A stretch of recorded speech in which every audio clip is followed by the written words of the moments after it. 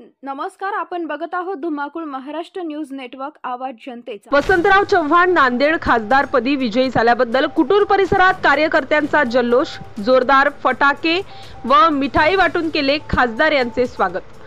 नायगाव तालुक्यातील माननीय खासदार व काँग्रेस पक्षाचे अधिकृत उमेदवार जिल्ह्याच्या राजकारणामध्ये स्थायिक झाले असून त्यांनी खासदार पदाच्या या निवडणुकीमध्ये अधिक मतांनी विजयी झाल्याबद्दल कुंटूर परिसरातील सर्व गावांमध्ये व चौकामध्ये फटाके व आतिषबाजी करून विजयाचा जल्लोष साजरा करण्यात आला। काँग्रेस पक्षाचे सर्व कार्यकर्ते व मतदार यांनी वसंतराव चव्हाण खासदारपदी निवड झाल्याबद्दल सर्व स्तरातून त्यांचे अभिनंदन करण्यात आले व कार्यकर्ते तसेच मतदार यांनी सहकार्य केल्याच्या भावनाही व्यक्त केल्या असून राजकारणामध्ये मात्र चांगलाच टक्कर देत बीजेपीला काँग्रेस पक्षाने चांगले अद्दल घडवल्याचे ग्रामीण भागातील नागरिकांमधून चर्चा होत आहे।